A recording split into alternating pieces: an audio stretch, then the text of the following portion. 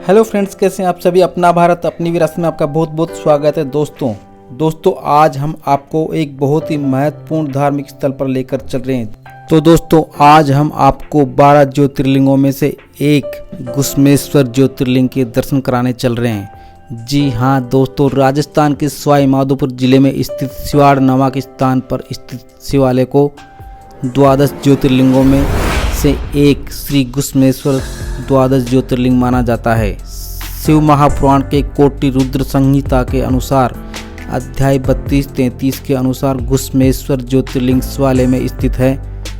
प्राचीन काल में शिवाड़ का नाम ही शिवालय था। शिवाड़ स्थित घुश्मेश्वर ज्योतिर्लिंग अधिकांश समय जलमग्न रहता है, इस कारण यह अदृश्य ही रहता है। शिवरात्रि के दिन यहाँ पर लाखों भक्त दर्शन करने आते हैं। इस ज्योतिर्लिंग के दर्शन मात्र से सभी कामनाओं की पूर्ति होती है तथा प्राणी सब पापों से मुक्त होकर सांसारिक सुखों का भोग कर मोक्ष को पाता है। दोस्तों घुश्मेश्वर ज्योतिर्लिंग के दर्शन अगर 12 बजे बाद करेंगे तो इस प्रकार दिखाई देंगे, जिस प्रकार इस तस्वीर में दिख रहा है दोस्तों।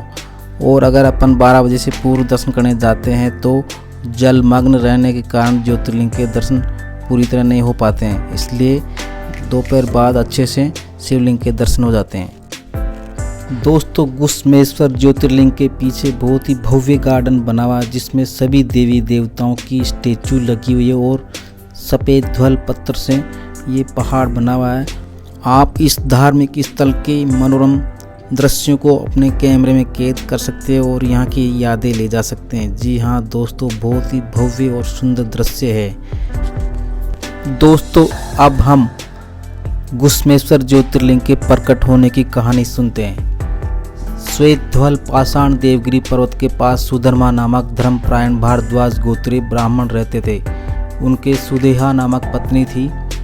संतान सुख से वंचित रहने एवं पड़ोसियों के व्यंग बाण सुनने से व्यथित होकर पति का वंश चलाने हेतु सुदेहा ने अपनी छोटी बहन घुश्मा का विवाह सुधर्मा के साथ करवा दिया।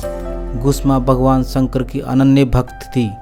वह प्रतिदिन 101 पार्थिव शिवलिंग बनाकर पूजन अर्चन करती थी एवं उनका विसर्जन समीप के सरोवर में कर देती थी।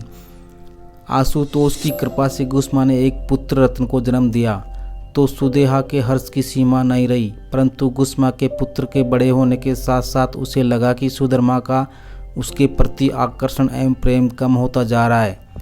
पुत्र के विवाह के उपरांत ईर्ष्या के कारण उसने घुश्मा के पुत्र की हत्या कर दी एवं सबको तालाब में फेंक दिया। प्रातःकाल जब घुश्मा की पुत्रवधू ने अपने पति की सैया पर रक्त रंजित पाया तो विलाप करती हुई अपनी दोनों सास को सूचना दी। विमाता सुदेहा जोर जोर से चित्कार कर रोने लगी, जबकि घुश्मा जो शिव पूजा में लीन थी निर्विकार भाव से अपने आराध्य को श्रद्धा सुमन समर्पण करती रही। सुदेहा, सुधर्मा व पुत्रवधू की मार्मिक चित्कारें, विलाप एवं पुत्र की रक्त रंजित सैया भी घुश्मा के भक्तिरत मन में विकार उत्पन्न नहीं कर सकी। घुश्मा ने सदैव की भांति पार्थिव शिवलिंगों का विसर्जन सरोवर में कर आशुतोष भगवान शंकर की स्तुति की तो उसे पीछे से माँ माँ की आवाज़ सुनाई दी, जो उसके प्रिय पुत्र की थी, जिसे मृत मानकर पूरा परिवार शोक मना रहा था। विस्मित घुश्मा ने उसे शिव इच्छा शिव लीला मानकर भोले शंकर को स्मरण किया। तब आकाशवाणी हुई कि हे घुश्मा, तेरी सोच सुदेहा दुष्टा है, उसने तेरे पुत्र को मारा है, मैं उसका अभी विनाश करता हूँ। परंतु घुश्मा ने स्तुति की, हे प्रभु, मेरी बहन को मत मारो, उसकी बुद्धि निर्मल कर दो, क्योंकि आपके दर्शन मात्र से सभी पातक नहीं ठहरते हैं। इस समय आपका दर्शन करके उसका भी पाप भस्म हो जाएगा। और इस प्रकार शिवजी प्रकट हुए और 12 ज्योतिर्लिंग घुश्मेश्वर शिवलिंग यहाँ पर स्थापित हुआ और उन्होंने इस प्रकार इनका कल्याण किया। दोस्तों यही कहानी घुश्मेश्वर ज्योतिर्लिंग की है। दोस्तों घुश्मेश्वर ज्योतिर्लिंग के दर्शन करने के पश्चात कृष्णा एवं जानकी की इस समाधि और स्मारक की परिक्रमा करना भी अति आवश्यक है, क्योंकि शिव जी ने उनको जानकी जी को और कृष्णा जी को आशीर्वाद दिया था कि जो भी कोई ज्योतिर्लिंग आएगा, घुश्मेश्वर ज्योतिर्लिंग आएगा, वो उसके दर्शन करने के पश्चात इस परिक्रमा को करेगा, तभी उनकी यात्रा शुभ मानी जाएगी और पूर्ण मानी जाएगी। इसलिए यह दर्शन अवश्य करें अगर आप घुश्मेश्वर ज्योतिर्लिंग जाते हैं तो।